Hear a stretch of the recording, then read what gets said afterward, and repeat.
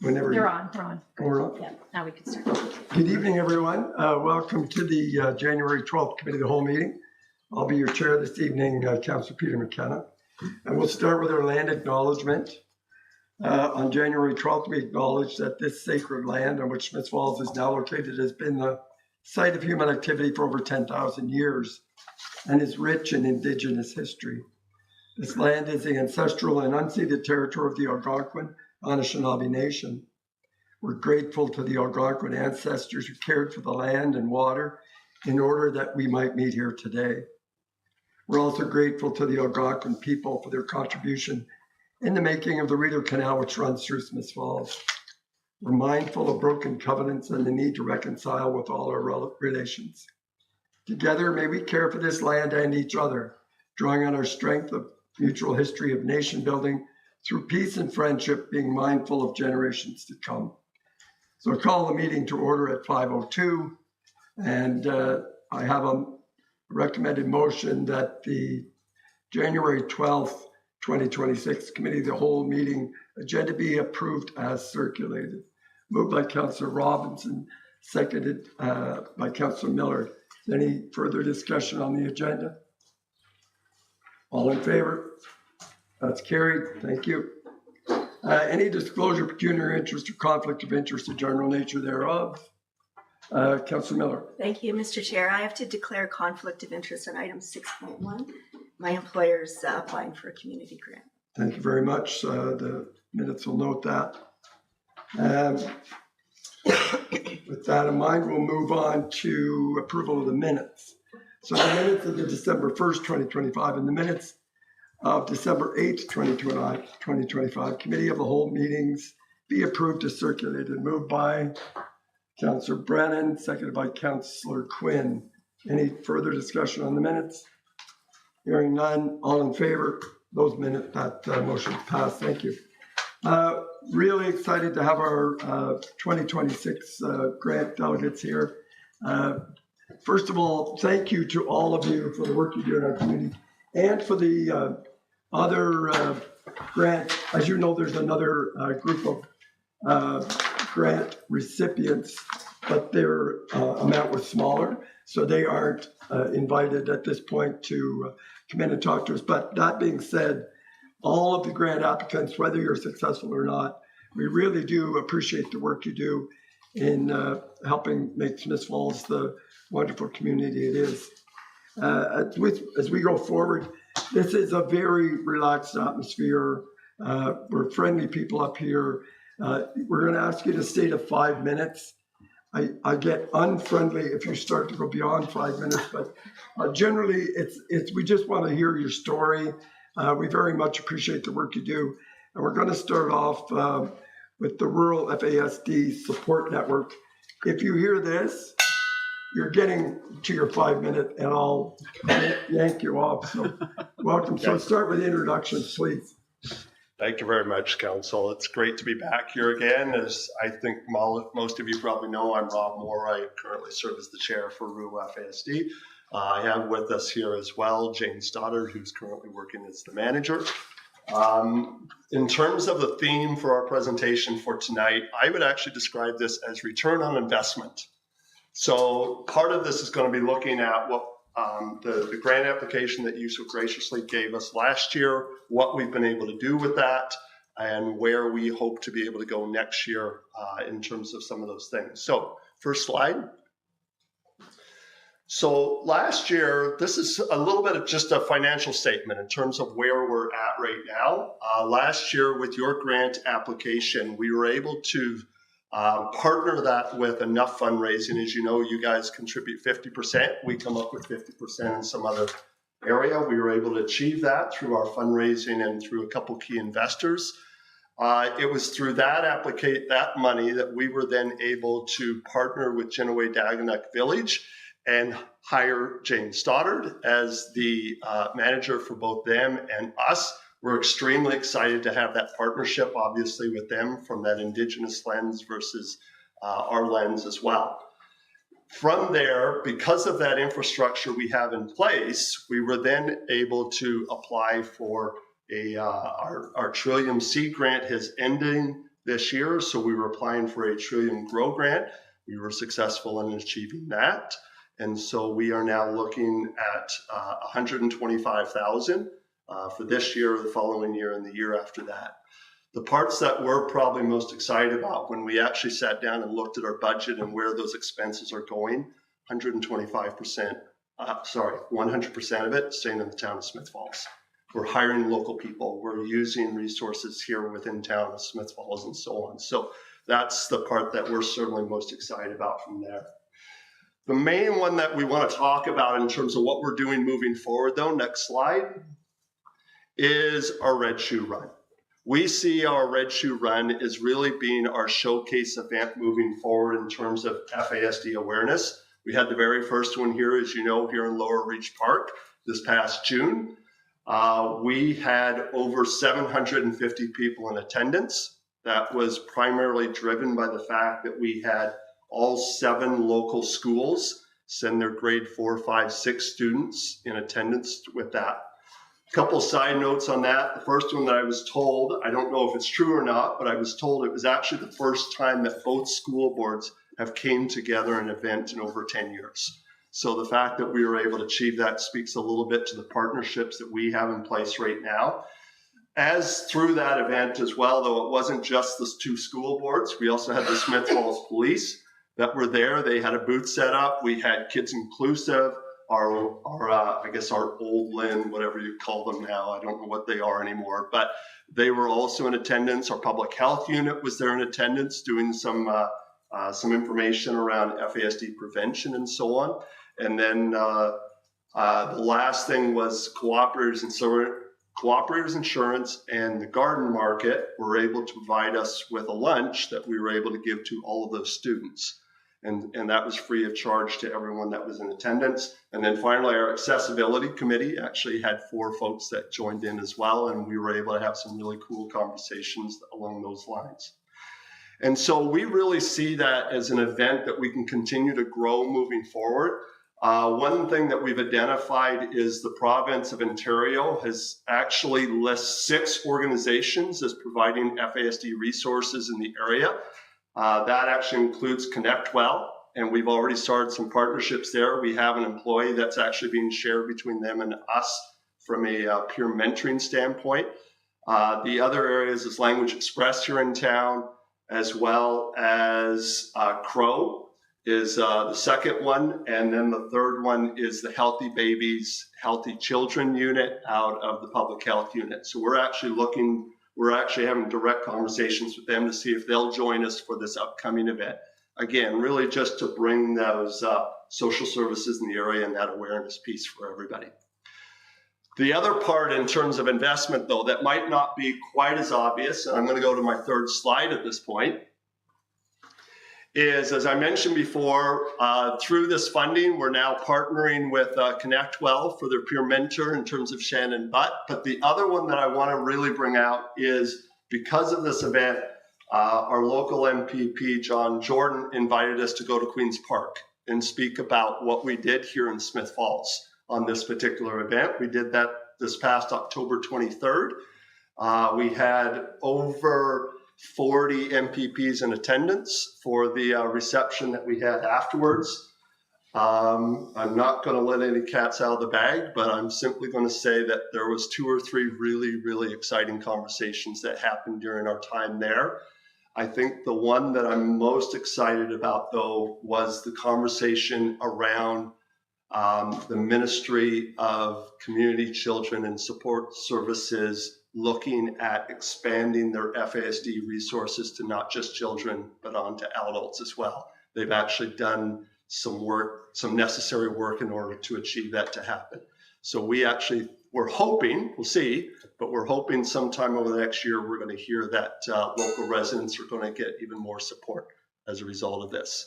And there's my bell. I'm going to stop. Thank you very much. Great. No, thank you. And it's really difficult to pack that into 5 minutes. I do appreciate it, though. Questions or comments from my colleagues? Just thumbs up. It looks like. Thank you very much, and congratulations on your grant, and look forward to seeing you in June. Perfect. Okay. Thank you very much, everybody. Okay. And the Table Community Food Center is up next, please. Welcome. Thank you. So good evening, Mayor Panko and councilor members. Thank you for the opportunity for this year's grant application.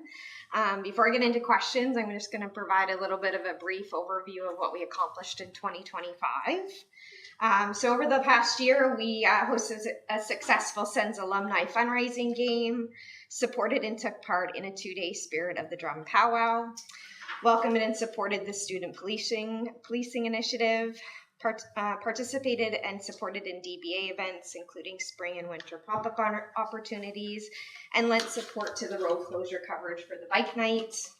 Took part in the Old Home Week, supporting the wellness initiative and catering a brunch for their volunteers. Partnered with Canopy for a 2-day wellness incentive. Day 2 actually had us on site providing a lunch for their employees. Participated in the air market throughout the summer and leading into the fall. Supported information opportunities in the community and at local schools, putting a high promotion on student community hours and connection to food resources. Welcomed in the new hospice hub and partnered with them as they began their journey, including providing lunch to their participants and building their food model template. We were awarded receivership for the Tim Hortons Holiday Smile Cookie campaign. And lastly, we finished off the year with our 3rd successful community meal, another truly memorable night, and also the night that I got to finally exhale for the year and say we made it. So throughout the year, we also supported other community opportunities in ways of donating food, collaboration with local schools, connecting in with seniors, partnering with other nonprofits, and other ways to just help generate the communication of our brand and coming to the town and providing that just extra step of socialism. As we move into 2026, our focus will be on strengthening operations and our programming while putting a high drive and emphasis on fundraising. We have a few fundraising opportunities coming up soon, so please stay tuned for those. And on the Smith Falls side of the project, the Falls Food Hub, we are currently staffed with 2 members, myself as operations manager and Derek Coutage as our head community chef. We also aim to introduce a community navigator role and further strengthen our volunteer leadership structure. Our volunteer coordinator role is currently led by a longstanding volunteer and veteran team member, Janet Sinclair. We're deeply reliant on our strong volunteer base, and I say this often, I'm truly grateful for the work that they do.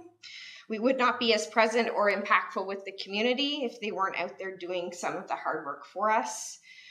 They're welcoming, they work hard, they bring a warmth and compassion and connection to the community that we strive for. We're going to begin to introduce a second community meal offering coming into play about March, and we hope to phase in a third one by the end of this year. Renovations are underway. We've entered into the electrical and stage, and it will be followed by flooring, and those are our major fundamental components of the phase of the project. Equipment has started to be ordered, and additional details will continue to be finalized as we work closely with partners to achieve the outcome and to make sure we do it right. The grant funding request will allow us to further develop and tailor the programs to meet the needs of the Smith Falls community and surrounding area, while we ensure strong, sustainable operations is maintained. Our partnering body, Perth the Table, has a great model and structure in place, and we hope to drive to that and aim to mirror the same projects and operations that they have. We hear the community struggles. We see the impacts that they have and the many hurdles that are before them. We're excited to grow into a welcoming resource center, one that centers on food knowledge, food education, healthy living, sustainable living, and remaining mindful of the interconnected challenges that people face. We continue to collaborate closely with local organizations, businesses, and nonprofits and schools, as well as our seniors, to ensure we provide a nourishing, inclusive environment that is trusted, accessible, and recommended across the community. We are forever grateful for the relationships that continue to form and grow along the way. Food is the center of our passion, but companionship, social connections, and the need to feel wanted and included are just the vital parts to the food chain of the community well-being. So with that, I welcome questions that you may have. Thank you very much. Right on time. I'll just, Mayor Panko, do you have any Yeah, questions? Sure. thanks, Ashley. You track the number of participants who come up for a meal. So over the year, I'm assuming there's probably around 45 meals that were served. Is that correct? Like We weeks- served, how many- yeah, it would be because oftentimes even on holiday Mondays when we generally don't run, we tried this year very much to run an outdoor option. So we ran about 40, I think it was 47 meals this year. And on average, how many people would show up for the community lunches? We are over 100 on a regular basis. On a low day, we're normally about 90, but our numbers are continuing to grow So overall, close to 5,000 easily. meals, and then looking to double that and potentially triple that by the end of the year. Yes. And do you track the volunteer hours? Yes, we do.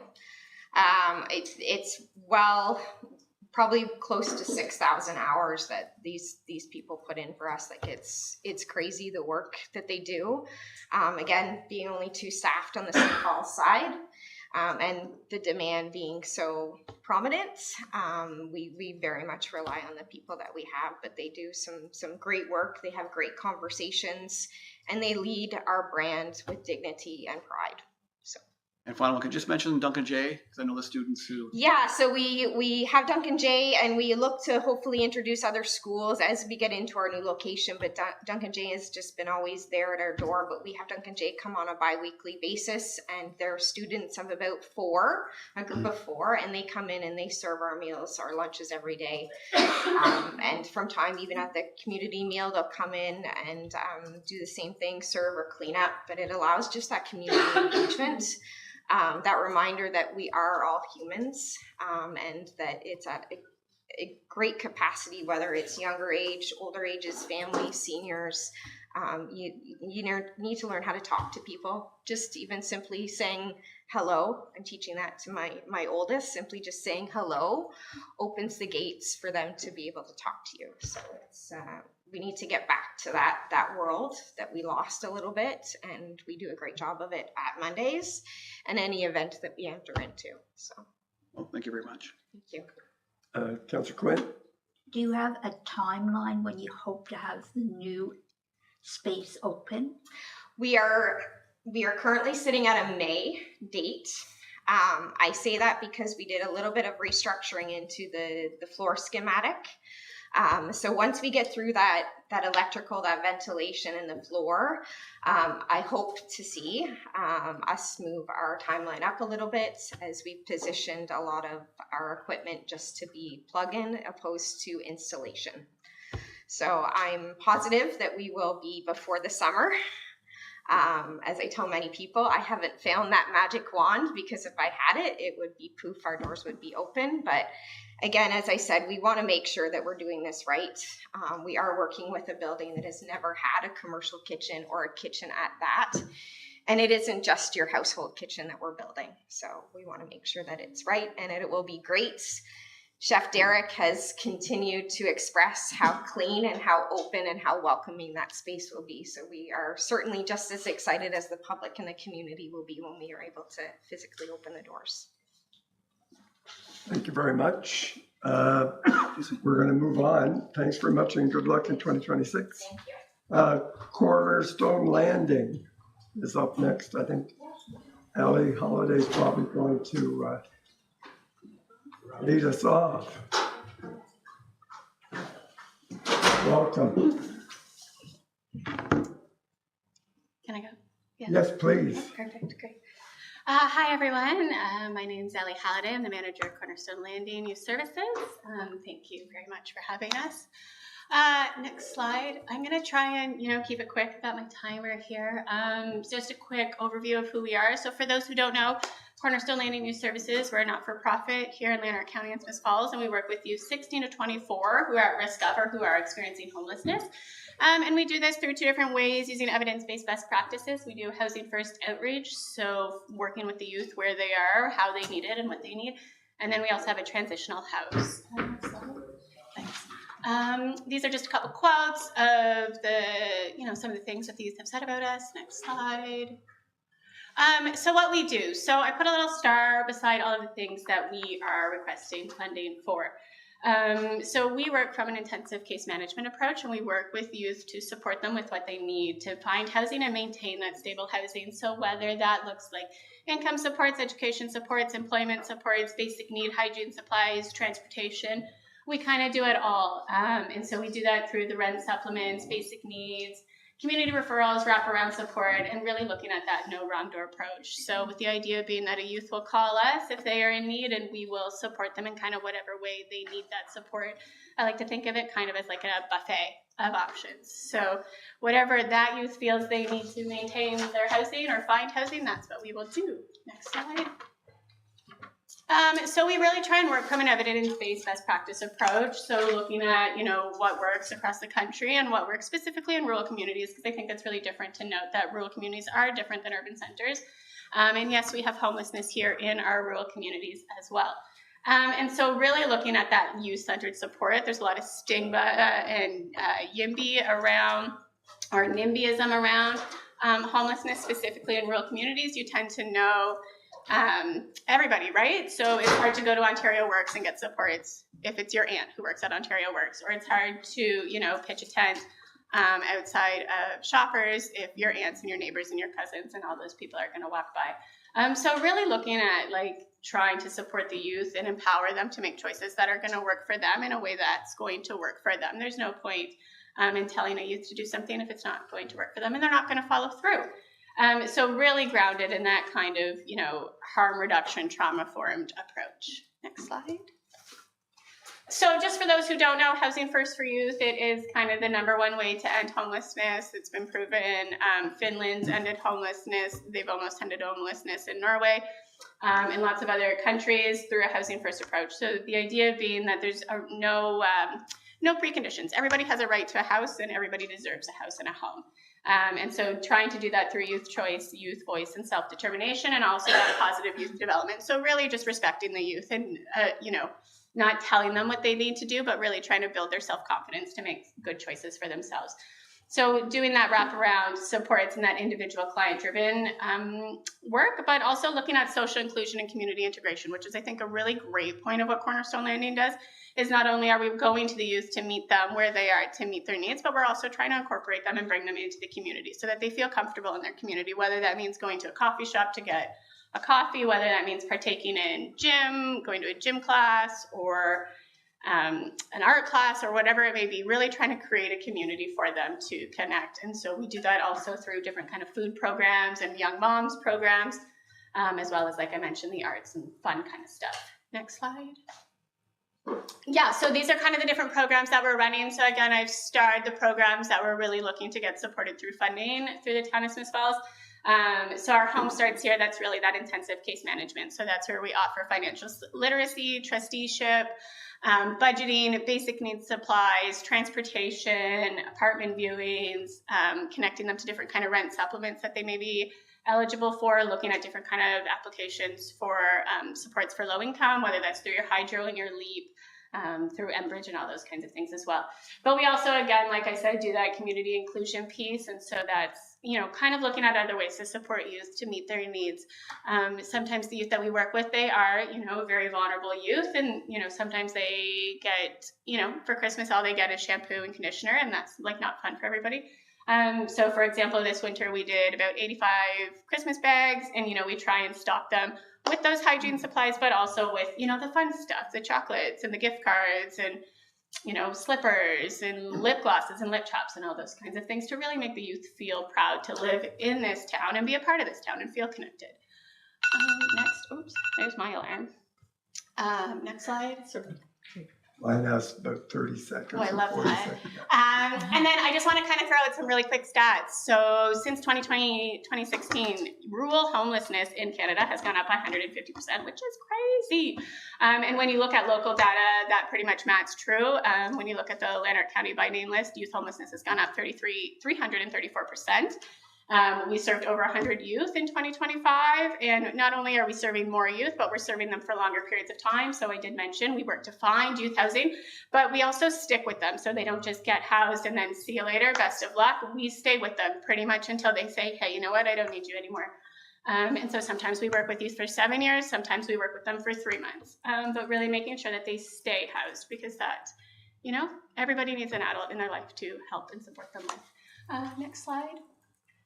And these are just kind of some tents. Everybody says that there's no tent encampments in Lanark County. Yes, they are. I took these photos of youth who I work with. So it's here, it's growing. We're just going to see it more and more. Unfortunately, youth and adults are just hiding because there is a lot of stigma around it. Next slide. That's just And it, about it. you cut me off. So All any right. last words That's you fine. want? That's it. That's all. 45 youth in Smiths Falls we served last year. About 7 to 9 received rent supplements, and that equaled about $1,000 a month. We're giving directly to landlords. We give those rent supplements. Great, thank you very much. Okay, thank you. Any questions? Any questions? Thank you very much for the work you do, Perfect. your Thanks. colleagues. There's a theme here so far. Folks are doing great work. Thank you. Thank you. Big brothers and big sisters is up next. Welcome. Thank you. Good evening, Mayor Panko and members of council. Thank you for the opportunity to speak with you tonight. My name is Connor Crane, and I am here on behalf of Big Brothers Big Sisters Lanark County, and specifically the WAC Youth Program. The WAC program exists to support all youth in our community, but has become a frequently visited location for those who are facing barriers, whether that's food insecurity, mental health challenges, unstable housing, or simply a lack of a safe space to go to after school and in the evenings. For many young people in our community, WAC is not an extra, it is essential. In 2025, Big Brothers Big Sisters Lanark County served nearly 700 youth, and more than 550 of those youth were local to Smiths Falls. That means the majority of the youth walking through our doors are members of this community, your constituents, your neighbors' children, and the future of this town. Over the course of the year, we saw more than 4,000 annual visits at WAC. These are not one-time drop-ins. These are young people who are returning again and again because they feel safe, supported, and welcomed. Many are coming hungry, many are coming overwhelmed, and some are coming needing nothing more than a calm place to exist. But all of them are coming because WAC is meeting a real need. In 2025, we provided over 300 bags of extra food, school supplies, clothing, and hygiene products to youth in need. These bags often included basic necessities such as soap, toothbrushes, deodorant, warm clothing, and food items to share with parents and siblings at home. For some of these youth, this support filled gaps that simply couldn't wait. Beyond basic needs, with the generous support of our community partners, WAC also provides mental health support, cooking and life skills programming, and structured activities that help youth build confidence, routine, and positive connections. These programs require trained, qualified staff, people who understand trauma-informed care, youth development, and how to meet young people where they are. To continue this important work, we need reliable funding to support qualified staff who ensure youth are safe, supported, and guided, a safe, welcoming space where youth can gather consistently, a warm meal 3 nights a week, which for some of our youth, this is the only guaranteed hot meal they're receiving each week, hygiene products and basic necessities, which restore dignity and health, supplies and resources for meaningful programming in both structured and unstructured activities. The need is growing, not shrinking. The rising cost of living, housing instability, and mental health pressures are showing up in the lives of our young people every day. When we're investing in youth early, we're reducing long-term strain on emergency services, healthcare systems, and social supports. This is prevention, and this is community care. We would like to sincerely thank the town of Smiths Falls for your continued support of the WAC Youth Program since 2017. Your commitment has played a meaningful role in helping us serve and support local youth over the years, and we value this partnership greatly and look forward to continuing to work together in 2026 to ensure that young people in Smiths Falls are not only seen but truly supported. Thank you for your time, your leadership, and your continued commitment to the well-being of the youth in Smiths Falls. I'd be happy to answer any questions. Thank you very much. It's a record. You've done it in about 3 minutes. Short and sweet, that's my style. Packed a lot in there, the 300 bags a Yes. year. And where do you get that those products? So most of it comes out of our annual budget, but we're also very graciously receiving donations on a regular basis from community people. So community partners are just generous people in the community. And it's a fun place as well. It's a great space. Yeah, it's a very lively place.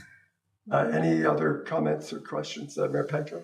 Thanks, Connor. Are you seeing differences in the kids coming in today than what they were 4, 5, 6 years ago? Are staff dealing with more complex issues? Is there Yeah. challenges are greater? I would say that there's a lot more behavioral needs, and the kids that are coming to us, they're only 11 years old, but they've lived 10 lives in those 11 years. So just kind of the trauma behind their eyes is more significant than it would have been 5 or 6 years ago. And just the needs are greater. More kids need food, more kids need support. They need more mental health support. And most importantly, they just need a consistent role model. Oh, thank you for what all of you and all the staff do. Thank you. That does make me think of that 11-year-old came through COVID at a really, critical age and missed out a lot of opportunities that some of the older children would have had. So Absolutely. We have a lot of our older kids who lived through COVID that are coming to WAC now just to be a kid and just to have that comfortable space to enjoy and play and laugh, which is nice to see. well, thank you very much. Appreciate your time. And the Chamber of Commerce, specifically Rib Fest. Leslie, welcome. Good evening, Mayor and Council. My name is Leslie and I'm with the Chamber of Commerce. In 2025, we received community grant funding to host our 4th annual Rib Fest. It was an immense success. We worked collaboratively with the police services and fire services to execute the event with 0 incidences. The Director Clark and Community Services had the park in tip-top shape. So our visitors, both our community members and our visitors who came from throughout the region enjoyed the park. There was music and entertainment, and it was very well received. In 2026, we are looking for the same commitment. Your investment in RibFest is vital to its success. We will continue to see RibFest grow. We have a better lineup of music this year. We are enhancing the kids zone, and we'd like to see better participation from the community. Thank you very much. Well, all right. Questions or comments? Councilor McGuire. Thanks. Thank you, Leslie. And it's the same question I have every year. We've got, it's a great event. It brings out big crowds, but there's private food trucks from out of town that make a lot of money in the event. And I'm wondering, why can't the registrations for those food trucks cover the costs associated with putting the event on? They simply don't. Events are expensive. If we want them to be safe, they're expensive. If you want high quality kids zone and a high quality music lineup, they're just extremely expensive. But RibFest, I will point is your lowest cost per person in this town. We come in at about $1.40, whereas a lot of other events come in at about $32 per person. What is the registration cost? Our rib vendors are currently paying $3,700 each. So that is generating, quick math, How many vendors? 2. We have 2 rib vendors. Oh, there's only 2. There's only 2. We have to still grow the event. So we're looking to look at our 2026 numbers, which we think will reach the point of then having a 3rd rib vendor. Thanks. Okay. Anything else? Very positive. You're bringing people into town. That's wonderful. Yes, they come to the park for the ribs, but then they wander around town and go shopping and maybe buy gas and buy groceries and whatever. Very positive. Thank you. Thank you very much, Leslie. Thank you for having me. And Hospice Hub. Welcome. Thank you. My name is Isabel Boyle, and I'm the Vice Chair of the Hospice Hub Board. And thank you first for allowing me to come to speak to you, and also for the grant we received last year. This grant allowed us to open our doors on October 7th for our day hospice program. And it's really another important milestone in the development of the Hospice Hub. Our request for $25,000 this year will see the continuation of our day hospice program in Smith Falls through 2026. The day hospice program offers clients who are living with a life-limiting illness an opportunity to have a day away from their medical routines. Clients can build connections with others and engage in social activities while enjoying a supportive space in a home-like setting. The space is being secured across the street at no charge at the Westminster Presbyterian Church. We were able to do a bit of painting and make the space very home-like for these for these clients. The program is supported by a registered nurse, and this allows for assessment and early needs-based support for people with serious illnesses while providing planned respite for their caregivers. You can imagine these people being with a life-limiting disease. You're not getting out and about a lot. And so to be able to have this day away is really important. Our region is identified by Ontario Health and the Ontario Palliative Care Network as severely lacking in hospice palliative care services. Over 39% of residents are seniors. Our community is aging. The demographic shift is especially pronounced in smaller rural communities where access to service is limited and aging residents often face isolation, social isolation, which is even more prominent if you have a life-threatening, limiting illness. So the components of our program are: the program runs each Tuesday from 9:30 in the morning to about 3 in the afternoon. It is free of charge to clients. Clients may be picked up by at their home by a hospice-trained driver and will be taken back home by this driver if they need this. A registered nurse leads this program, allowing for client assessment and healthcare navigation. Very important in this day and age. Trained volunteers with several different skills to lead various activities throughout the day. We also provide a nutritious meal prepared by trained volunteers, and we had a wonderful partnership through the fall with the Falls Food Hub. Thank you, Ashley, in supporting the program as we start up. So we're on our own now doing our lunches. Activities for clients include creative activities, live music, honest conversation about illness and death, legacy, and complementary therapies. We continue to form different partnerships with various people in the community. And a quote from one of our volunteers to finish up: clients are so grateful to be out of the house where they have been isolated and really enjoy the conversation and music. They are connecting with the community resources to support their care. Thank you very much. Thank you, Elizabeth. See if there's any questions or comments. Councillor Quinn? Just a comment. I don't think we in the community realize what the need is out there. I have just recently connected with a lady that is in the end of her life, and she has gone through a very lonely time. And so, like I said, I don't think we realize how much is out there and how much need there is. So thank you. Thank you very much. We're really trying to get out there and let people hear that we're available to be there for them. Mayor Panko. Yeah, thanks, Isabel. And I was there for the grand opening in October. It was a fabulous day. Can you just give us a little bit of insight into how things have gone since then? It has been slow. We generally have 2 to 3 sort of clients and that. But in meeting with other or talking to other hospices, it often is a slow startup, and we just have to get out there and say we are available for people. And I think also the fact that we have trained some drivers for us really does help too in terms of that respite for caregivers, and gives them a block of time that they have and this. But it's been a slow start, slower than we perhaps would have liked, but I think it is picking up, and that. So This awareness is so important. it is. Thank you. Thank you very much. I appreciate your time and your work. Thank you. Downtown BIA, or Business Association, maybe is the I still in it? We live under many names. All right. Welcome. Thank you. Good Good evening, everyone. I'm Megan from the Downtown Business Association of Smiths Falls. I'd just like to start off by thanking you for your support in 2025 through the Community Grants Program.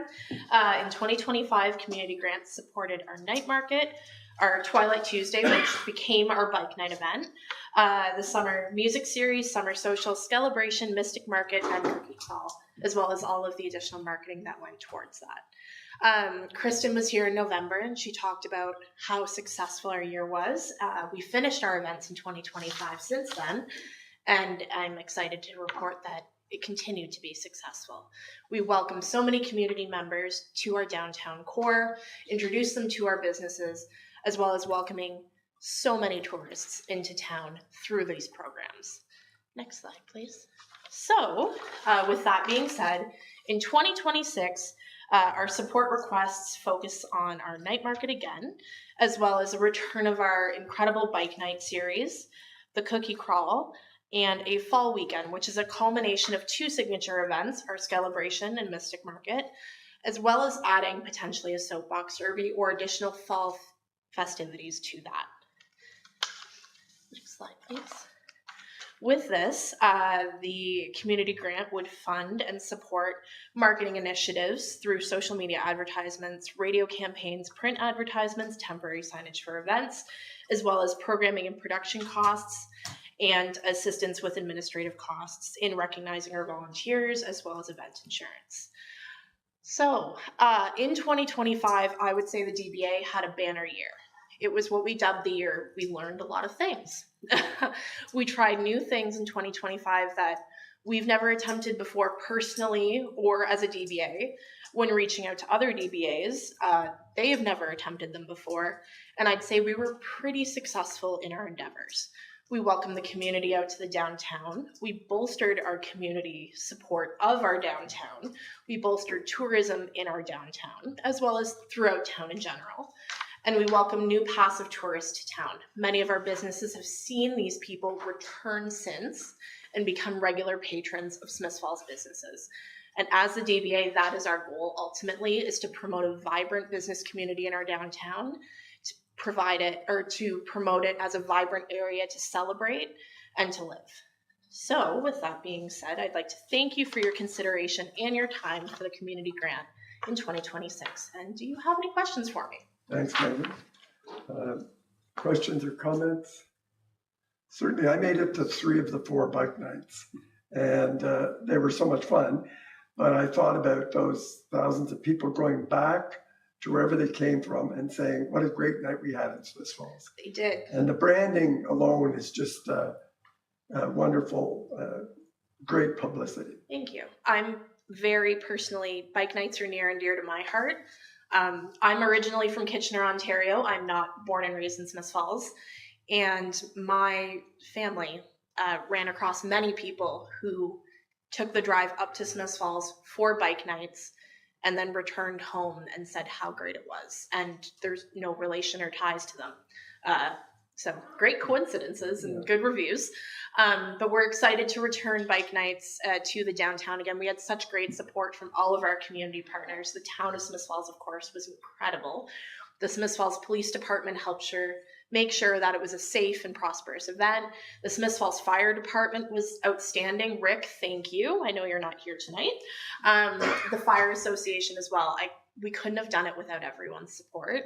And we look forward to continuing growing all the groups that are involved in it, that help put it on, and growing our bike nights. We're especially excited for Canada Day this year because it's the first Wednesday of July. Are you considering getting a motorcycle, Megan? Driving or riding is not my forte. I'll leave that to the rest of my family. They're pretty good at it. All right. Thanks very much. And thank you for your work. Thank you so much. And last but certainly not least, the Alzheimer's Society of Lanark and Scramble.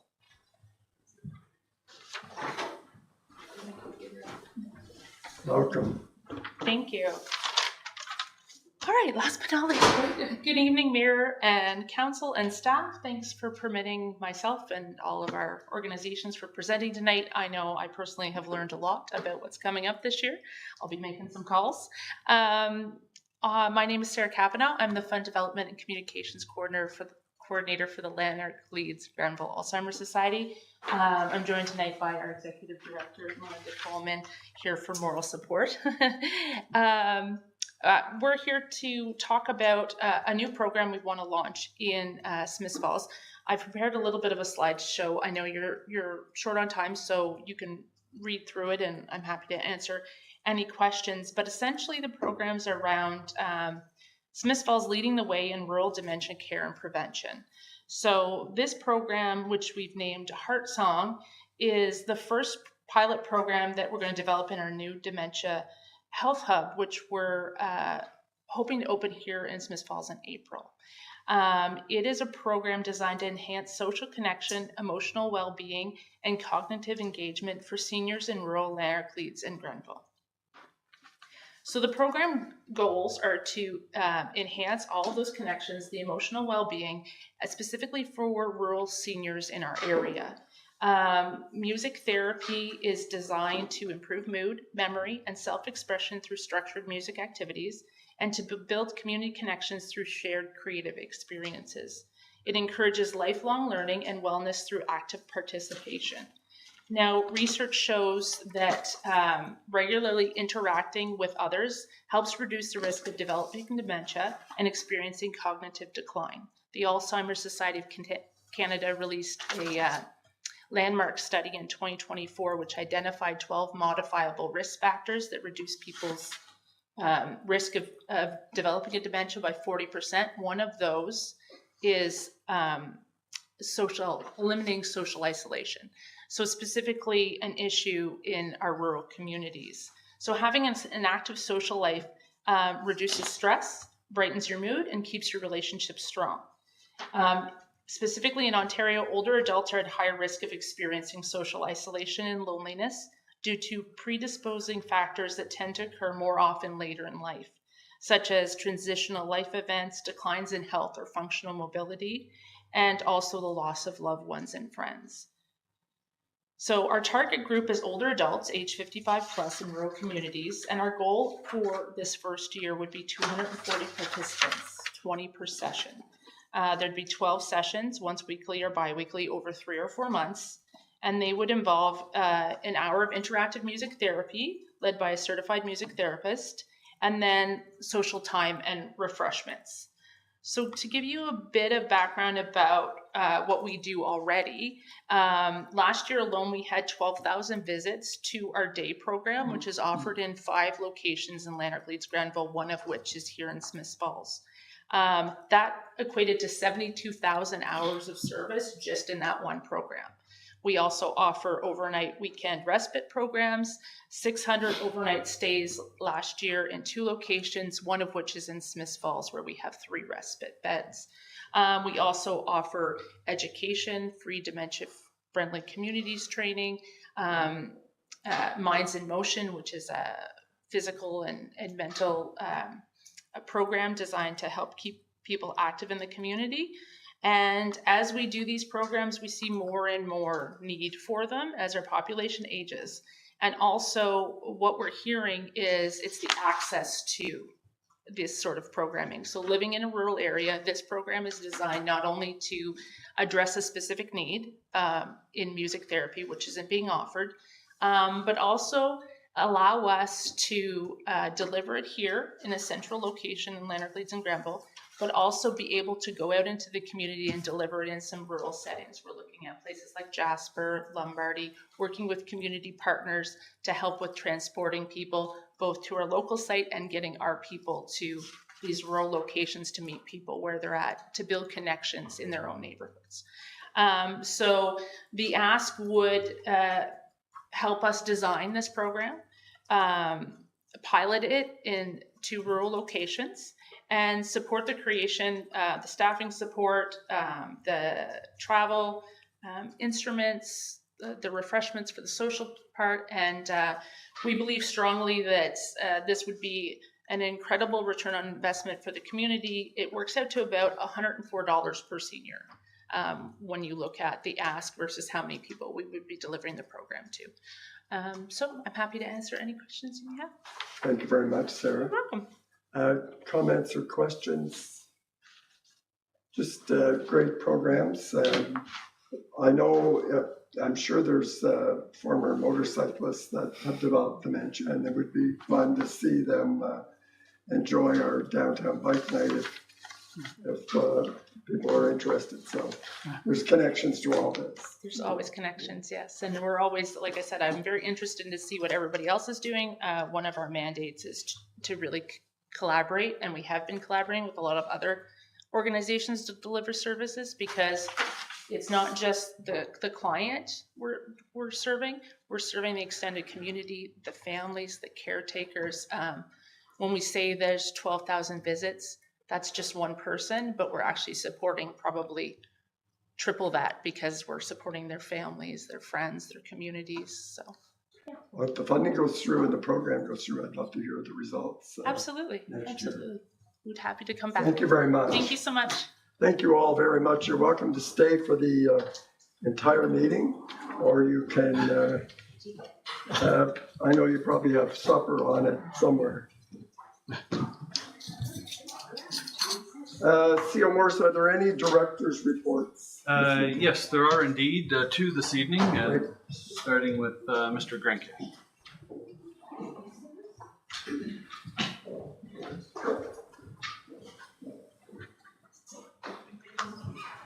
The car sure cleared the room. They don't know what they're going to miss. Highlighted it. Welcome, Manager Grenke. Thank you, Mr. Chair. Two quick updates from me this evening. Firstly, on our official plan. Over the last number of months, work has been going on behind the scenes on the first draft that was presented to the public in the fall. Since that time, we have been gathering feedback and suggestions from the public as well as our partner agencies. The Ministry of Municipal Affairs and Housing, as Council recall, is the final approval for a new official plan. So as part of the review process for that plan, we circulate a draft to them through what's called a one-window review. And in that one-window review, they circulate the draft to all of the other partner agencies and departments that have an interest in land use planning and development. So the idea is within that 90-day one-window review, we get a complete set of comments from everybody all at once, rather than in the past where comments would come in from one ministry, then a different ministry, and sometimes they would be a little bit disjointed. So the plan, our plan has been to share with Council what we've heard on the first draft and present an issues and options report where we invite Council's direction on planning approaches to address feedback that we've heard, and that would inform potential changes in the second draft. So in order to make a more efficient reviewing and reporting process, our plan was to bring all public, agency, and MMAH comments to feedback to Council in one shot, have that discussion, and then get to work on making the revisions. So this would look at both policy as well as the mapping. As Council can imagine, that would be a big report, and look at both the urbanized areas, the existing developed part of Smith Falls, as well as the proposed growth areas. But it would give us an opportunity to look at everything in a single package. Unfortunately, a wrinkle has emerged. As Council will recall, our population and land needs forecasts for our 25-year planning horizon were derived by a land need study, which is a foundation report for the official plan and was approved by Council in 2023. And that's before we started the OP. So that land need study is the basis by which we've, and you've heard about the 92 acres of residential land and the 33 acres of employment land that we know we need by 2046. And that we would be designating through the OP process. So through the one window review, MMH has asked that the land need study and the associated plan be updated to align with the growth horizon, utilizing the Ministry of Finance projections for our census division. And that actually comes out of a new section in the 2024 provincial planning statement.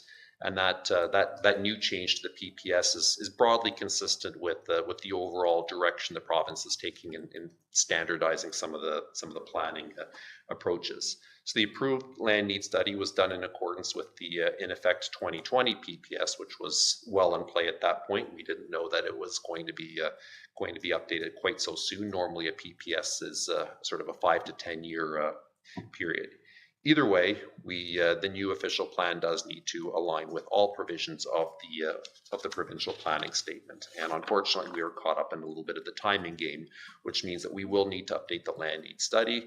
That update may involve we'll likely need to change the overall population and growth projections and land needs projections. It's likely that would actually allow for an increased amount of land that would need to be designated for residential and employment. But since the same consultants who did the land need study are doing the official plan, we'll be able to hit the ground running, and our department, Dylan, and ministry staff are going to be meeting in the very near future to confirm the approach and make sure we just get this done the once.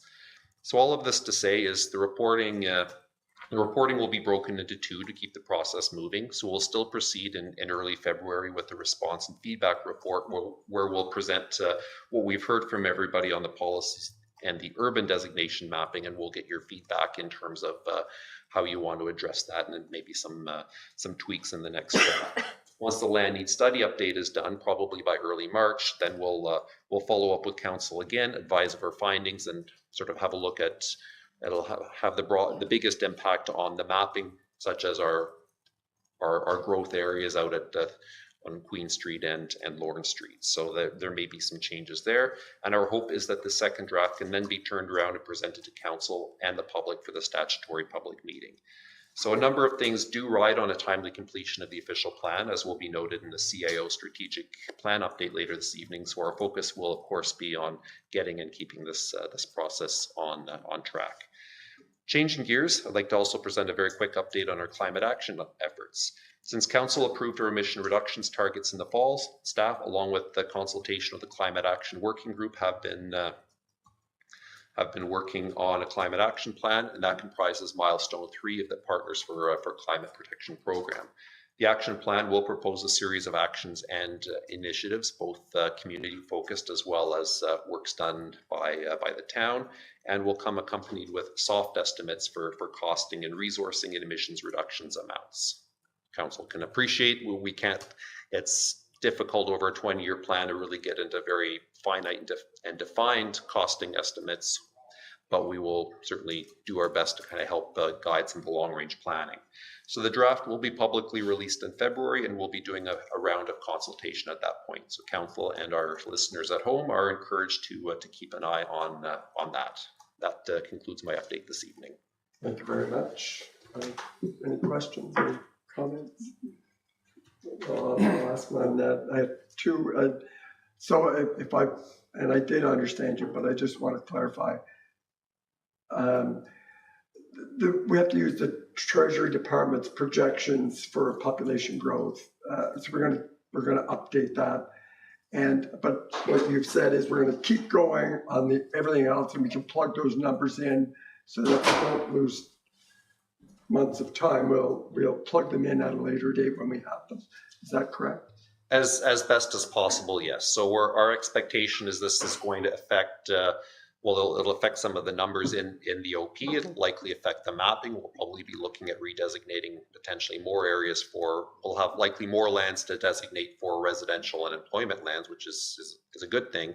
But the policies, the broader array of policies themselves, what we've been working on over the last while, those are largely intact. We're not, neither myself nor Dylan are expecting that we're going to have to really change that. So I think proceeding with a report in early February will still allow us to continue on that. And are you saying that because you've seen the Treasury numbers, or how can you be so confident that we're going to have more than what we thought we were going to have? Because it's 2 years later or 3 years later, maybe?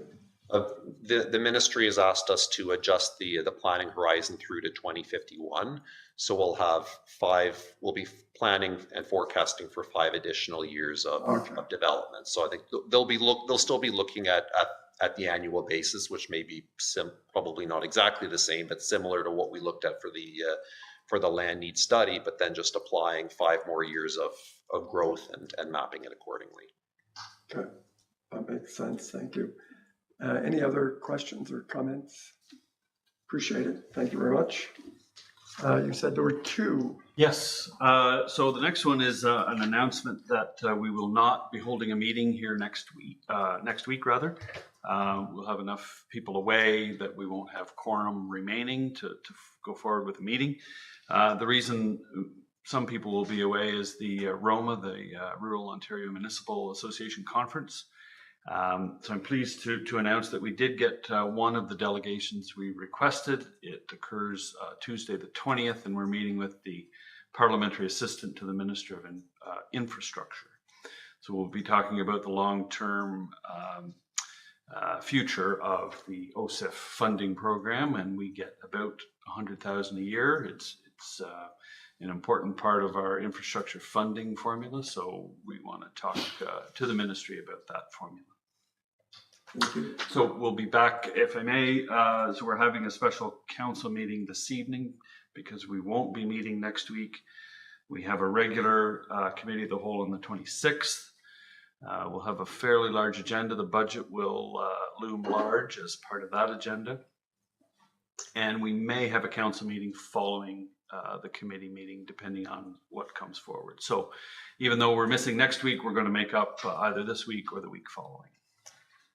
Very much. Any questions on that? Councilor McGuire. Thanks, Mr. Chair. Sierra Morris, I'm wondering if the delegations we talked about working with other municipalities on for MPAC, and I forget if there was one for mental health maybe or something else, but did those go anywhere as a group or? Yeah, good question. So through the chair, so the MPAC one, we applied through the Eastern Ontario Mayor's Caucus. So I don't, at this point, they have not received confirmation that they got the delegate. They were successful with the delegation, but there may still be time for that to happen.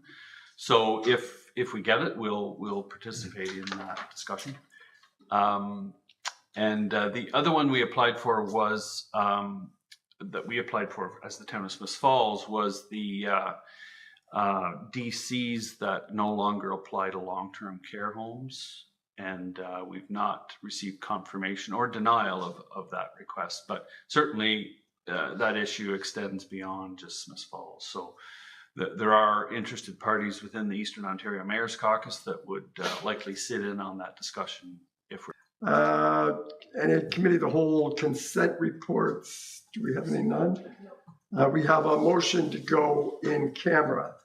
And the Council of the Corporation of the Town of Smith Falls provided section 239, Municipal Act 2001 as amended, move into closed session at 6:03 to discuss a litigation matter. Moved by Councilor McGuire, second by Councilor Robinson. All in favor? That's carried. Thank you very much. We'll be back.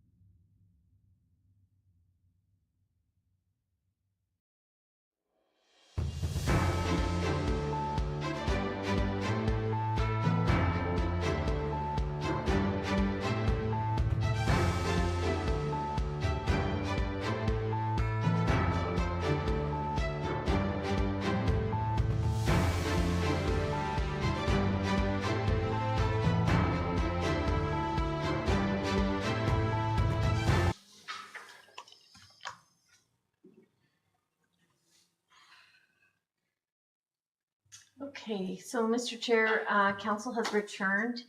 Councillor Brennan hasn't rejoined the meeting yet, but you can proceed. I'm just going to check in and see where he is. Okay, thank you. Welcome back, and we appreciate your patience while we had two matters to deal with in camera. One was on a matter of litigation, and committee provided staff with direction on that important matter. The second matter was regarding an identifiable individual, and I'll just, the rise and report from that is that council has, committee has reviewed the audio tape from the end of the meeting from last week. We've heard both from Councillor Brennan and Councillor Robinson on the matter. Councillor Brennan will speak for himself when he's online, but he certainly expressed his very deep remorse and regret, apologized to council, to every one of us, to staff, and to the general public.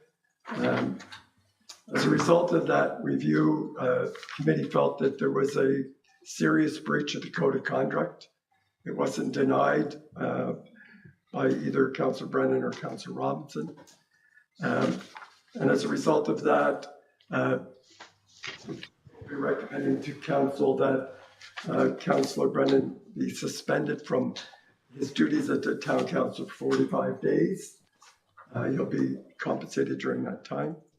And that Councillor Robinson, because of a text that he participated in with Councillor Brennan, will be suspended from council duties for 15 days, again with pay. Council, committee of the whole want the public to know that we've taken this matter very seriously.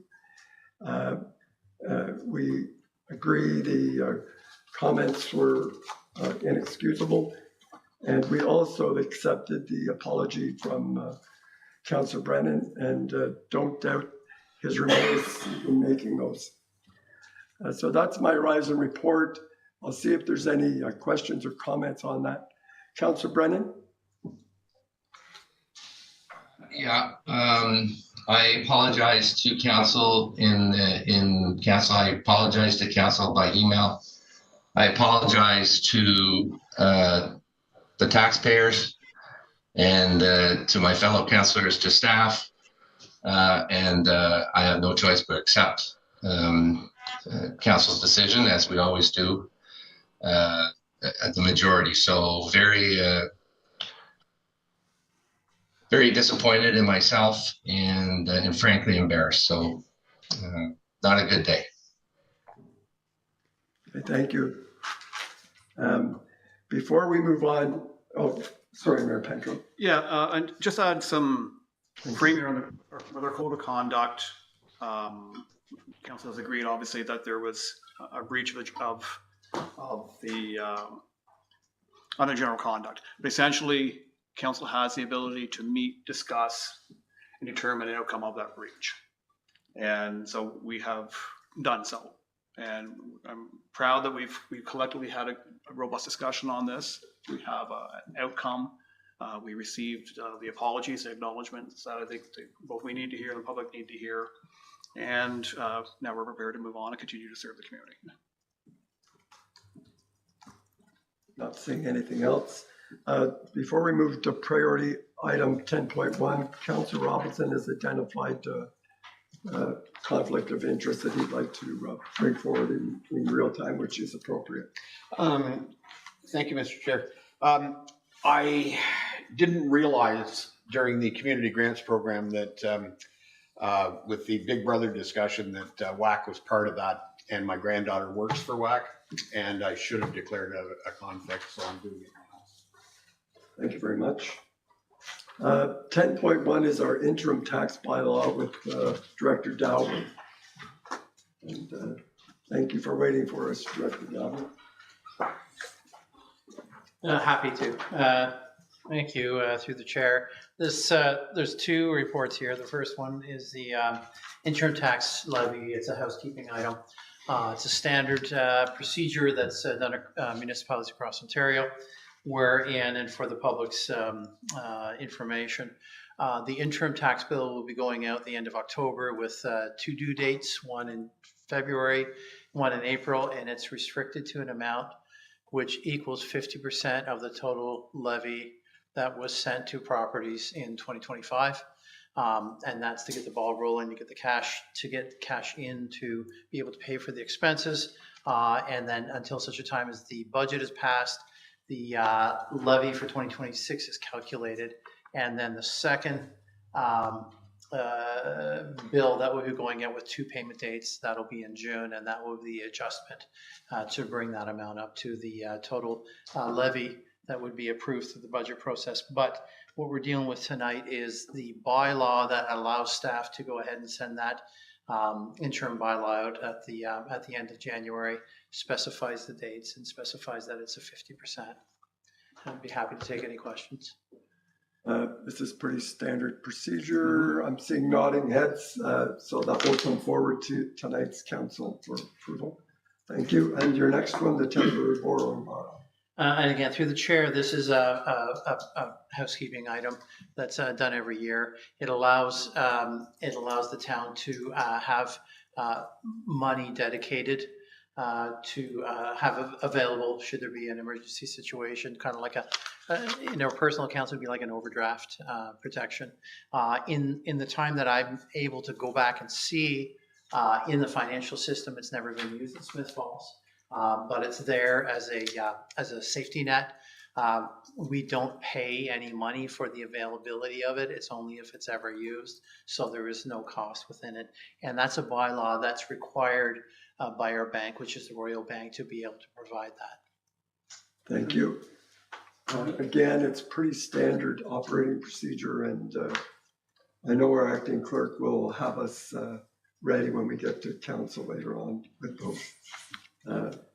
Anything else you wanted to add? Sorry, Mr. Chair, I don't want to interrupt, but certainly that last discussion, the outcome of in camera, Yes. if we could just add that as 10.5, just to provide that direction, so that we could have the direction of what's to be brought forward to council tonight. Thank you, Acting Clerk Bennett. It's a good catch. I appreciate that. Am I seeing approval to add that? I'm seeing nodding heads. Thank you very much. And you also have the temporary borrowing bylaw will also come forward tonight, Director Deborah. Thank you for that. Thank you. The next we have is who's doing the update to fees, charges. Oh, good. Thank you. Thank you. Keep going. Through the chair. So since about 2008, there's been a regular update of fees and charges as staff go back and have a look at comparisons to what's the market standard for various fees. So what's in front of you is an update to some of the fees and the charges. It's not a complete update or an increase necessarily. A number of the fees have remained the same, but there are some updates and there are some additional fees. In the attachment Appendix A, the column on the right-hand side is proposed fees for 2026. If they're blank, then it's staying the same as it was in 2025. So we do have a few small changes within that. I'll just quickly give a very high-level update, and then we have staff here that can answer more detailed questions should they be necessary. So the Commissioner of Oath is moving from $10 to $15. And then actually, I'm just going to take it off of the report so I don't go into details. Corporate services increasing commission oath of fee based on comparison with neighboring municipalities. Increase in vital statistics, which is marriage licenses, and it's really the non-residential portion that's gone up a couple of dollars. Fire department has added a new fee to recover costs for smoke and carbon monoxide. And then parking is updating fees for 2 parking lots within Smith Falls. Safe Yards bylaw is a number of fees that are in there that are added in order to bring it into line with the property standards bylaw. So it's in the property standards by now. Now we're reflecting it in the fees and charges as well. Parks and Recreation, there's some fees that have been amended to represent market values, and new fee added for ice, dry floor rentals and sports fields. But the big one is with the cemetery, and that's a 3-year phase in order to come up to market. The cemetery costs have been below market for quite a while. So instead of doing an incredibly large jump, staff are proposing to phase it in over 3 years to bring this up to market standards. That's the high level increase or summary. We have some staff here that are able to answer more detailed questions that we'd be happy to take. Thank you. Councillor Miller, you had a Thank question? you, and thanks for your report. I'm fine with all of them except the increase to the parking rates in the municipal lot on Market Street. I find, it's a pretty significant jump. And I'm wondering if we have a plan to replace that parking meter. I think some of our neighbors have the parking meters that you can buy an hour or break it down, whereas ours doesn't. And so I'm just wondering I appreciate we're trying to match the neighbors' rates, but I don't think we match the neighbors' level of service on that. Just wondering what our plan is. CEO Morris, do you want to comment? Thank you. So through the chair, I appreciate you raising this, and I would point out that the daily rate is a typo. Oh, okay. It's currently $5 a day. It's showing, it's illustrated here at 10. It's actually 7 is what we're proposing. Okay. Not 10. So our apologies for that. Your question's still valid that we have an older pay and display machine. Right now, when council removed on-street parking, we removed the hourly rate, both on and off-street. So we only have a daily rate in that facility. So, but we do need to look at the technology and make sure it's convenient to use. It was out of service for several months in 2025 when we upgraded the facility. And part of the reason we're bringing forward increases is not only to keep up with market rates, but also to reflect the investment that the town made in the parking facility. So, so at this point, it serves the purpose of administering a daily rate. We would have to upgrade if we went to an hourly rate, but right now we don't have an hourly rate. Okay. And thanks for correcting that. $7 is better than 10 for sure. And that's $1 an hour, and that's all good.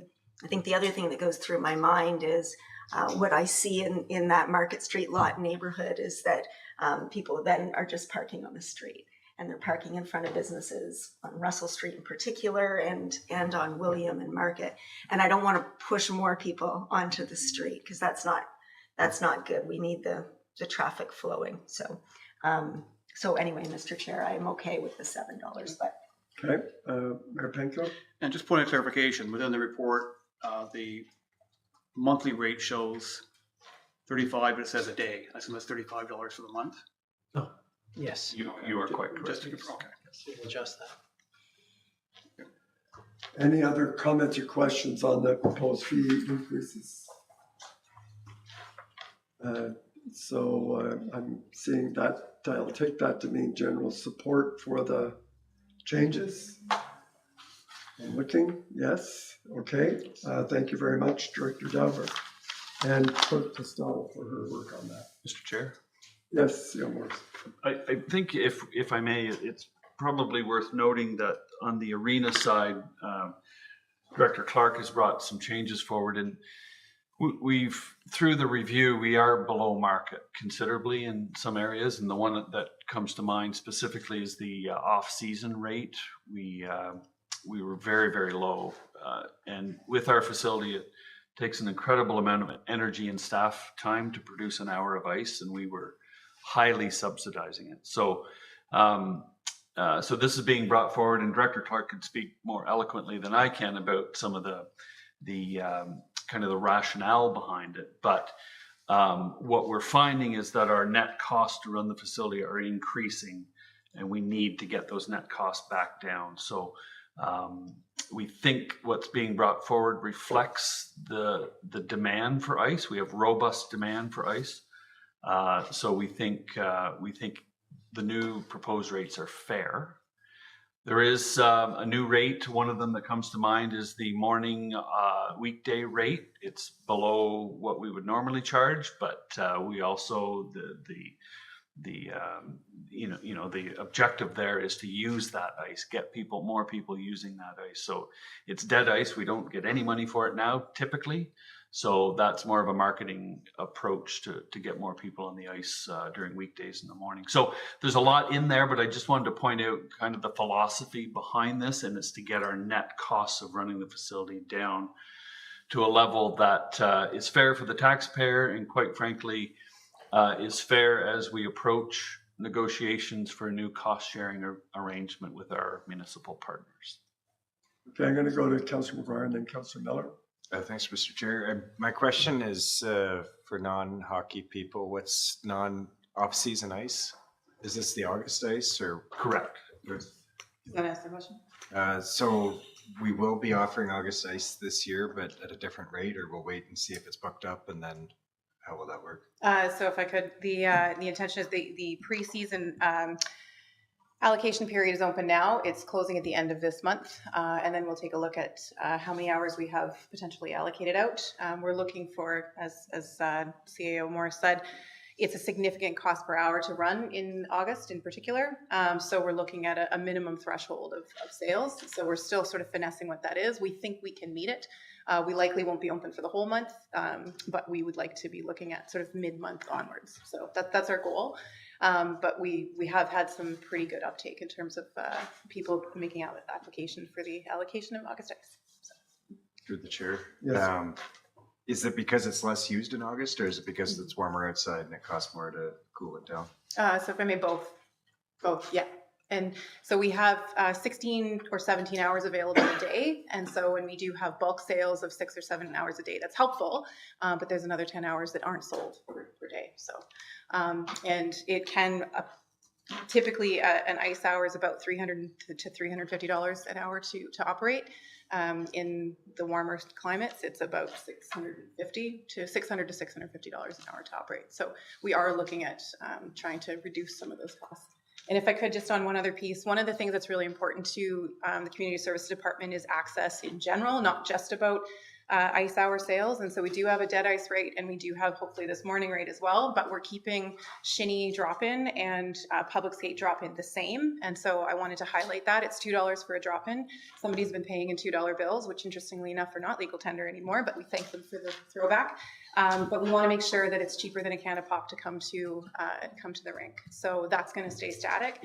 And our shinny stays at $5 an hour, and that's been fabulous. We've had great uptake. We've added another shinny for all folks, and we've added a women's shinny as well, and they're doing really well. So the intention is to fill our programming with options for people who are not necessarily involved in hockey or figure skating as well, and we've had some really great responses with that.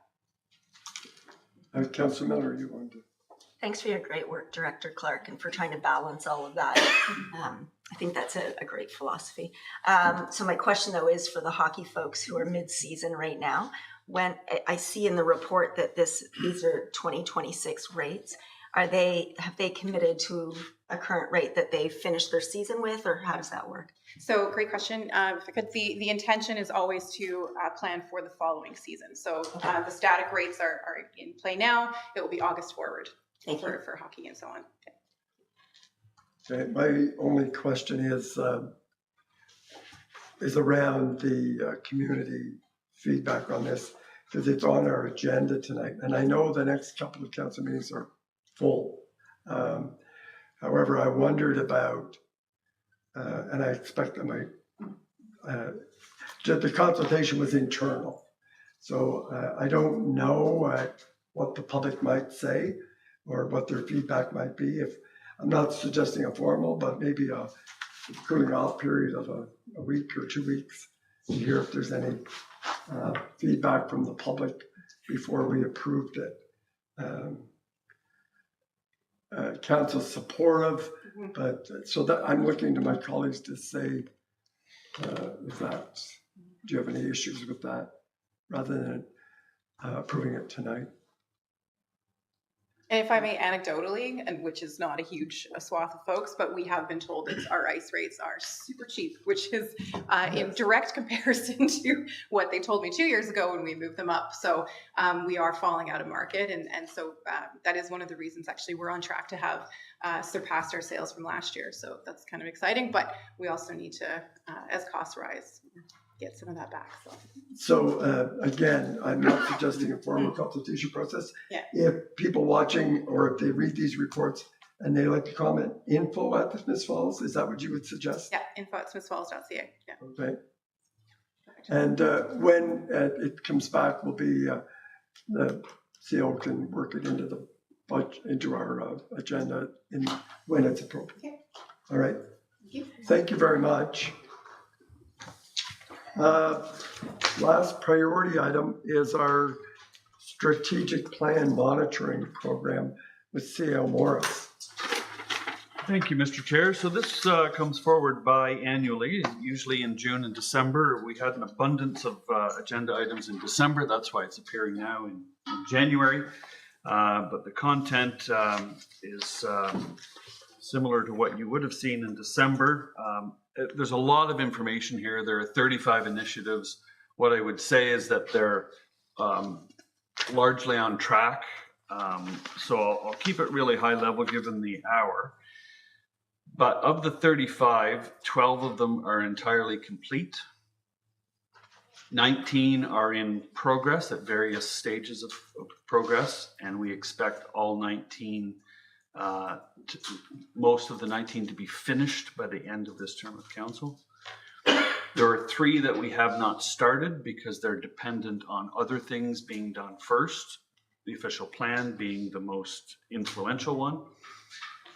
We do have a plan to get to those 3 once the OP, the official plan, is approved.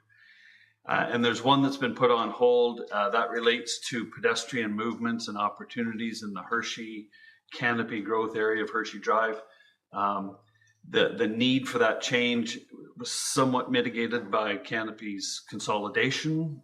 And I would like to remind everyone, Canopy is still a significant employer in Smiths Falls.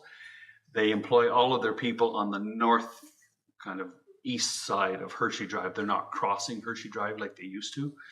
Once the new owner of the Hershey facility, depending on what their plans are, and if there's an opportunity for more pedestrian movement, we'll come back and look at it. But right now, the matter has largely been resolved, but we'll keep it on our radar. So, Mr. Chair, what I'm saying is that 89% are either finished or will be finished, and the rest we have a plan to start this year to bring us in, and we'll report in June. I'll have a better idea in June, but I'm really pleased. I think we're largely on track, and I'd like to answer any questions that you may have. Councillor McGuire. Thanks, CEO Morris. I appreciate these updates. The 1.1 is the implement the active transportation plan. And originally we were hoping to get the implementation plan in for Q4 2023. And my vision for that was then 24, 25, 26, we'd be able to build out that plan. Unfortunately now, we're going in, we're looking at Q2, maybe 2026, halfway through 2026. So I'm worried that we're going to get through this term of council without any tangible impacts on that line. So if there's consensus from the committee, I'd like to give staff direction to come up with something tangible that can be put into the work plan in 2026. There's a lot of low-hanging fruit in the active transportation plan that I think we can work on. We've been talking about traffic calming initiatives that I think are really complementary to some of this work, and I'd really like to see some progress on this before the end of this term of council. What's council's thoughts, or does the CEO have any comments on that?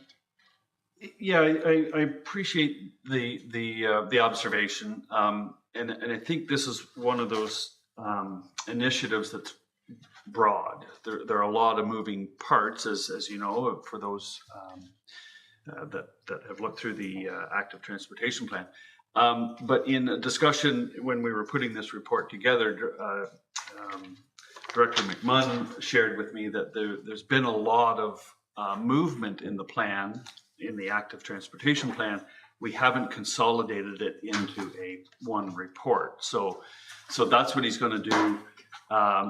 He gave direction to his staff this morning to get that done and bring it forward. I think we can probably get that to you in the first quarter, March, maybe April, to take stock of what we've done in terms of all those initiatives within the active transportation plan, and then identify projects for the next couple of years.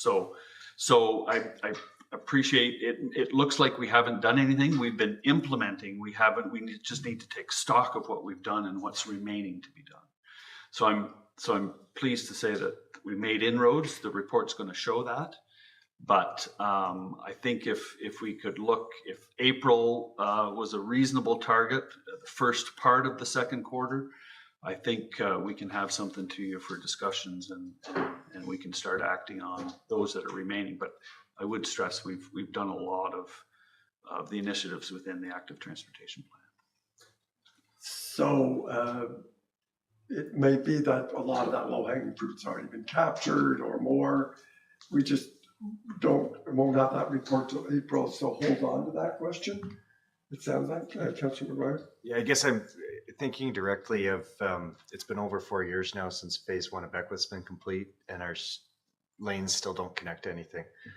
We've got wide streets on either end of it, and I think that with some road paint, it would be easy to continue some of those lanes a few blocks in either direction to keep them going. And when we do we've got the Connecting Link funding for the other section, make sure that that's done in a complete street design. So that's the kind of stuff I'd like to just give a strong direction on, cheap, easy, reversible, low-hanging fruit that even though, it's not that we've been sitting on the active transportation plan for 4 years, but I think there's still something we could add to this year's work plan, hopefully, to make a bigger impact. Any thoughts, Councillor Miller? Thank you, and I hear your point, Councillor McGuire, and I go back to the conversation around the horseshoe about the Beckwith and Lombard Street work. I think that's what you're referring to, and the opportunities there. And I think we've given clear direction to Director McMunn that we would like to be part of that planning process.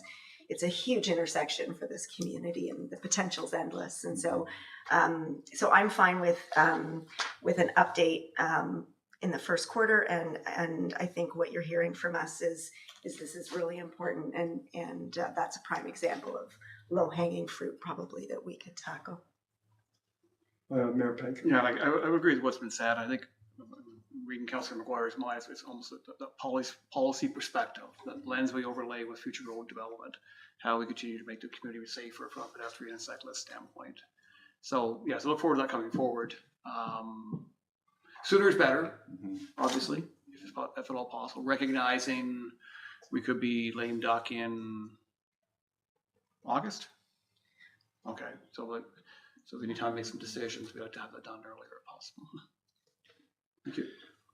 Theo? Given this conversation, what I will do is go back and we'll look at to make sure we have enough resources in the capital budget to move ahead. Even though we don't have a plan, we know what needs to be done. We could cherry pick certain things and try and include them in the second draft of the capital budget that's coming forward on the 26th.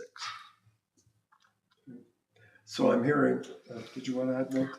I just wanted to say, Mr. Chair, we probably should have started this conversation with a thank you to you and your staff, because when you look at this work plan, it's a lot to try and tackle in 4 years, and to say that you're 89% there or close to being there, if you could just pass on my thanks to your team, I would appreciate it. Absolutely. Yeah. Thank you.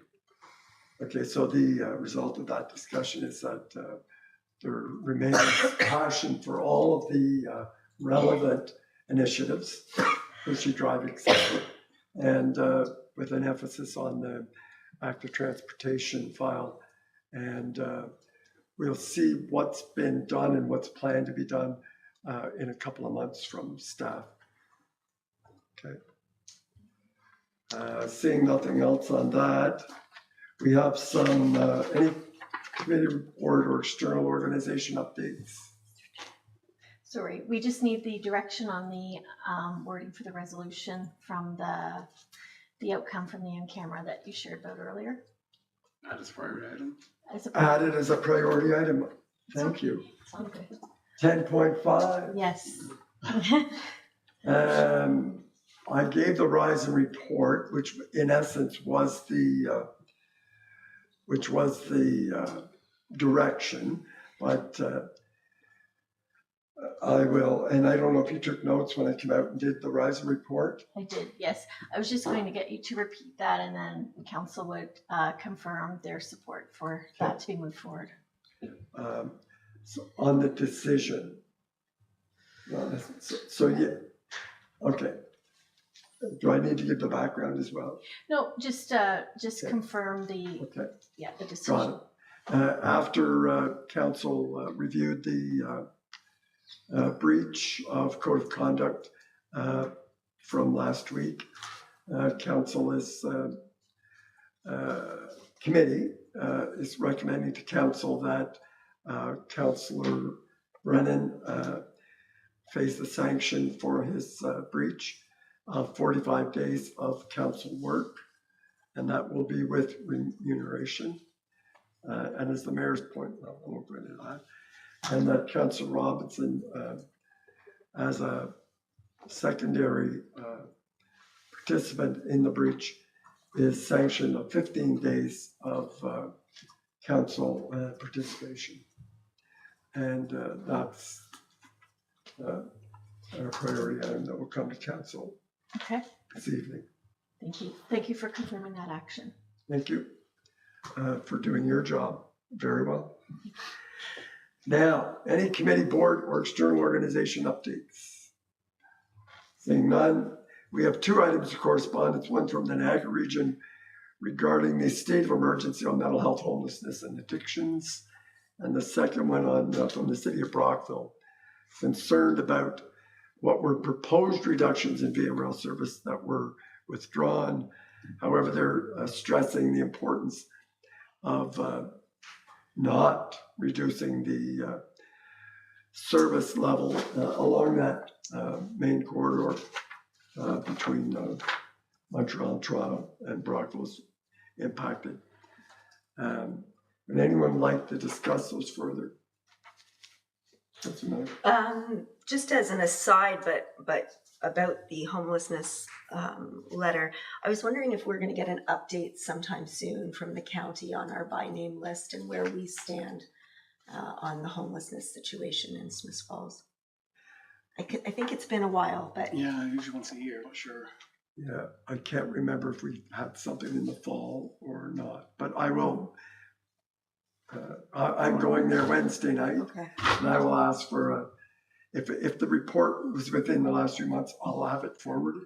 Right. And if it hasn't, if it's coming up, I'll give you a date on when that'll happen. Thank you. Thank you for that. Mayor Penko. But I'd like to see us add our voice to and support the Niagara region resolution. I mean, we're all feeling very similar levels of pain and similar challenges in our community. So I think more voices that are added, appealing to the province to do more, the better. One piece was on better coordination of resources around that are already going into the significant resources which are going towards this issue. And then the second is to address identified gaps. Yeah, so a coordinated approach between Ministry of Health, Ministry of Municipal Affairs and Housing, and Ministry of Children, Community and Social Services. And then, And in particular, where are the gaps and fund those? Correct. Does council wish to lend their support through a motion to the Niagara Region's resolution? I'm seeing thumbs up. Okay. Anything else on the Via Rail? It's a complicated file. What we heard from Alto at their last presentation here recently is that as they build out the rapid speed train, other Via Rail corridors will be enhanced to feed that. However, that's a few years away. I wouldn't like to see any reduction on the Brockville stops or Smith Falls for that matter. So is there anything we'd like to do to support that resolution? Develop something of our own, or? Yeah, I guess if we can, maybe staff can just look at the levels of service we have now. I think there was a reduction in one train, if I'm not mistaken, unless that's been withdrawn as well. And obviously, if we're traveling to Toronto from here, well, we're going through Brockville, and we're making a connection here or somewhere else, or in Brockville, if there's a reduction along the 401 corridor, it's going to impact us as well. So I think we can certainly advocate that the level of service we have now be, if anything, be enhanced, not be reduced. Peter Morris? Yeah, so in anticipation of that question, we had a look at the schedule. So right now during the weekday, Monday to Friday, there are 5 departures in each direction. The weekends, depends on what way you're going. Saturday, there are 3 departures to Ottawa, 4 departures to Toronto. Sunday, 5 and 4. So it's pretty decent service out of Smiths Falls. I think part of the issue historically is that they don't tend, the first departure, I think on the weekend is 6 o'clock. It starts here in Smiths Falls and departs southbound at 6 o'clock. But other than that, they tend to start at 10 in the morning and noon and 2 o'clock. And so we could debate, you know, the appropriateness of those departures. But the fact is there are still 5 departures in each direction each weekday. So I think supporting this, I would encourage you to support it because obviously you're right. Any reductions in Brockville we would see here. The proposal that came forward back in 2025 was to reduce service. So one train wouldn't stop here. It would still go through, but it wouldn't stop. That's been reversed for now. So I think I would encourage council to support the resolution because it's a support for the system, not just service in Brockville. So you're suggesting, or I think I'm hearing the suggestion that we customize it to Smiths Falls, but support the broader initiative of not reducing services. Yeah, we could certainly modify it to suit both needs, ours and the city of Brockville. And staff will do that. Okay. Is council supporting of that direction? I'm seeing Donnie, yes, thank you. No notice of motions, adjournment. The committee adjourned its proceedings at 7:52 and stands so adjourned to the next duly called committee meeting. Moved by Councillor Quinn, seconded by Councillor Robinson. All in favor? That means adjourned. Brief intermission.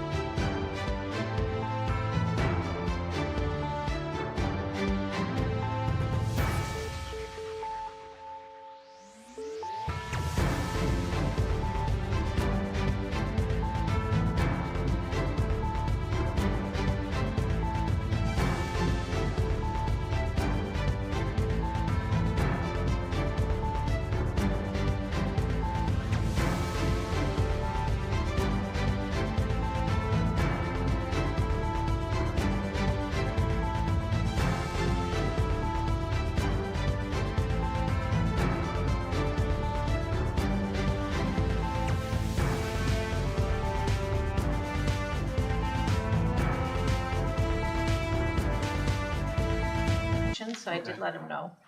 But we're live. Okay. Welcome back to the special meeting of Smith Falls Town Council for Monday, January 12th, 2026. On January 12th, 2026, we acknowledge that sacred land of which Smith Falls is now located has been a site of human activity for over 10,000 years and has rich in Indigenous history. This land is the ancestral and unceded territory of the Algonquin Anishinaabe Nation. We're grateful to the Algonquin ancestors who cared for the land and water in order that we might meet here today. We're also grateful to the Algonquin people for their contribution in the making of the Rideau Canal, which runs through Smith Falls. We're mindful of broken covenants and the need to reconcile with all our relations. Together, may we care for this land and each other, drawing on the strength through our mutual history of nation building to peace and friendship, and be mindful of generations to come. I call the meeting to order at 8:10 p.m. Motion for the approval of the amended agenda is with council. I guess I'll make the note. The amendments to the agenda. We are adding motion 9.1, which is breach of the code of conduct, and we are removing item bylaw 10.3, to establish fees and charges. That will come forward at a future council meeting. And Councillor McKenna has the motion for approval of the agenda. Moved by myself and seconded by Councillor McGuire that the January 12, 2026 council meeting amended agenda the agenda be approved as amended. Thank you. Moved by Councillor McKenna, seconded by Councillor McGuire. The January 12, 2026 council meeting agenda be approved as amended. All in favor? Carried. Thank you. Ask for disclosure of pecuniary interest and for conflict of interest and general nature thereof. I see none. We have no minutes tonight. We have no reports, I assume, around the horseshoe. No presentations or proclamations. No consent agenda. To Councillor McKenna with item 9.1. Thank you, Your Worship. Moved by myself and seconded by Councillor Miller that council, the corporation of the town of Smith Falls, impose a sanction on Councillor Jay Brennan due to a breach of the town of Smith Falls Code of Conduct, and that the sanctions consist of no council or committee meetings for 45 days with pay. And further, that the council of the corporation of the town of Smith Falls impose a sanction on Councillor Stephen Miller due to a breach. Robinson. Sorry, my apologies. Stephen Robinson, due to a breach of the procedural bylaw. And that the sanction imposed on Councillor Stephen Robinson consists of no council or committee meetings for 15 days with pay. Thank you. And discussion, Councillor McKenna? Yes, council heard from our colleagues. They deeply regretted the remarks made last week. They've apologized both publicly and privately, and they feel a great sense of remorse.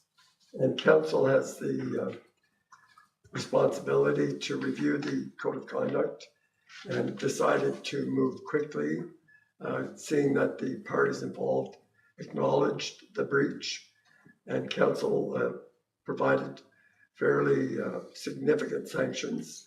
We went about as far as we could go. Council does not have the authority to withhold council members' compensation, so we couldn't add that. We didn't have the authority to do that. So within the authority we had, we've imposed these what council feels are significant sanctions on the two parties. Thank you. Any further comments? Moved by Councillor McKenna, seconded by Councillor Miller. The Council Corporation of the Town of Smith Falls impose a sanction on Councillor Jay Brennan due to a breach of the Town of Smith Falls Code of Conduct. And the sanction consists of no council or committee meetings for 45 days with pay.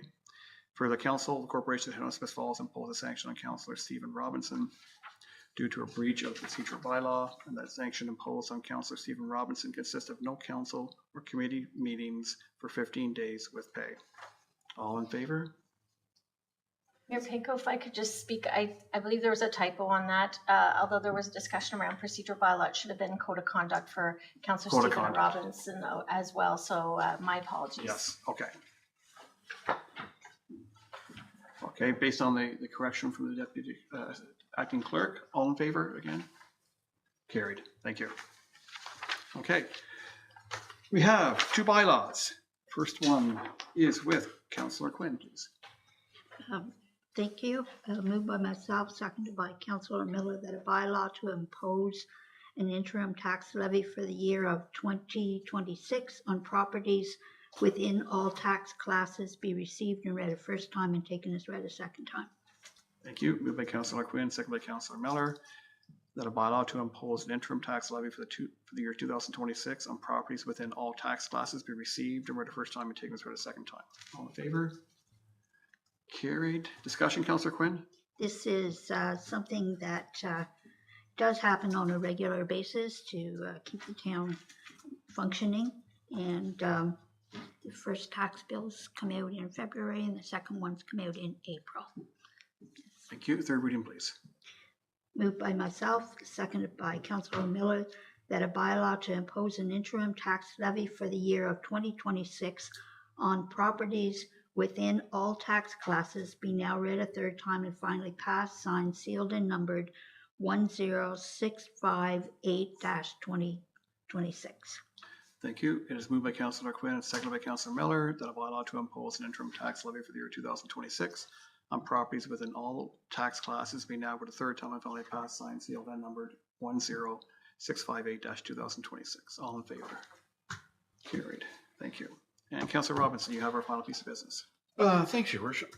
Moved by myself, seconded by Councillor McGuire, that a bylaw to authorize temporary borrowing during the fiscal year ending December 31st, 2026 be received and read a first time and taken as read a second time. Thank you. It is moved by Councillor Robinson and seconded by Councillor McGuire that a bylaw to authorize temporary borrowing during the fiscal year ending December 31st, 2026 be received and read a first time and taken as read a second time. All in favor? Carry. Discussion, please, Councillor Robinson. This is just in the event that something happens and we need to borrow some money and we don't have enough on hand. It's required by the bank. So third reading, please. Moved by myself, seconded by Councillor McGuire, that a bylaw to authorize temporary borrowing during the fiscal year ending December 31st, 2026 be now read a third time and finally passed, signed, sealed, and numbered 10659-2026. Thank you. It's moved by Councillor Robinson, seconded by Councillor McGuire, that a bylaw to authorize temporary borrowing during the fiscal year ending December 31st, 2026 be now read a third time and finally passed, signed, sealed, and numbered 10659-2026. All in favor? That is carried as well. Any inquiries or announcements? Assume not. We have no confirmatory bylaw. And back to you, Councillor Robinson, for adjournment. Well, thank you. Moved by myself, seconded by Councillor Quinn, that this council adjourn its proceedings at 8:17 p.m. and stand so adjourned until the next duly called meeting of council. Thank you. Moved by Councillor Robinson, seconded by Councillor Quinn, that this council adjourn proceedings at 8:17 p.m. and stand so adjourned until the next duly called meeting of council. All in favor? We are adjourned. Good night, everyone.